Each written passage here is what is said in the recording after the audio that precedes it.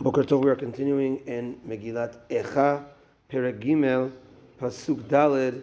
These are the Pesukim from the letter Bet. So Yirmiyahu Navi tells us the feelings of Bnei Yisrael during the time of the destruction. Bila besari ve'ori shibar atzmotai. My flesh and my skin was worn away, and my bones were broken. Bana alai. Vayakaf rosh utla'a, bana alai. It was like built on me. I felt besieged. Vayakaf rosh utla'a, and surrounded me was and it was ahead of me. So I was surrounded with pain and labor. B'machashakim oshivani, in the darkness Hashem placed me kemete olam, like the dead people, but also olam, forever. So a thought on this last pasuk was that we now are living past the destruction of the Beit HaMikdash. And after the first destruction, it was rebuilt again, and then it was destroyed. And now we've lived 1954 years since, around that amount, since the second destruction. But imagine during the moment of the destruction, they didn't know, they thought, if our buildings, our Makom Kadosh getting destroyed, maybe we're also going to get destroyed. Maybe it's only a matter of time that Bnei Yisrael also, if Hashem let his home, the Kodesh HaKodashim, everything be destroyed, maybe that's it, we're also. So the feelings were, we're in darkness, we're going to be dead, we're going to be like the dead. That's putting ourselves in the mindset of at that moment.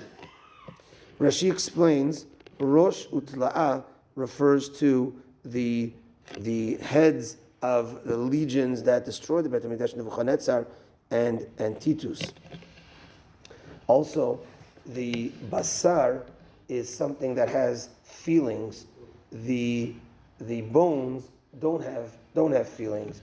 So he says that both of them were taken. The where I have feelings was worn away. And my bones don't have feelings, so broken though is felt, of course. So that's like I was broken all the way to the core. The El Shich explains as follows, that he brings from the Gemara in Masechet Chulin that if you have an animal that has a broken bone, and you want to know, certain broken bones make it not kosher. But if you have a broken bone and there's flesh over that area, you could be assured that with time it will heal. So he's saying over here is that Yirmiyahu says, my flesh worn out. So in a way, my bone has been exposed, and my bone is broken, and therefore there's no healing. That's the explanation here. That in a way, I have both. I have no skin, no flesh, and no healing coming as well.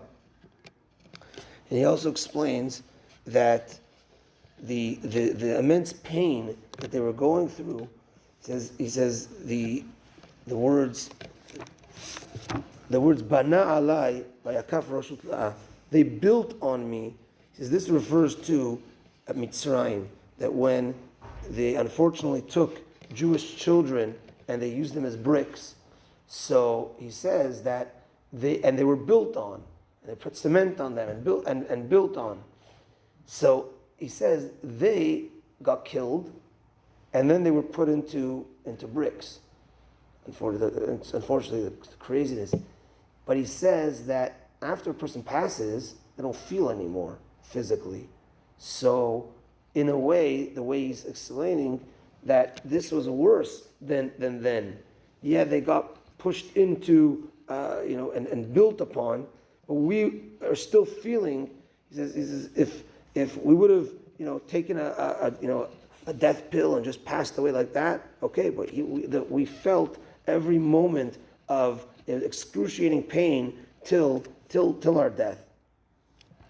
And lastly, he says the darkness that we were like mete olam, like dead people forever. What does that mean? He explains that when a person's blind. See here, we were put in the dark. When a person's blind, so in the Gemara does say that a blind person in a way is compared to a dead person. and that's because he's blind. It's very hard to live like that. Yet, if that blind person is a righteous person, he will merit Olam Haba. Hashem gave him that challenge of being physically blind. He will merit Olam Haba if he's a righteous person.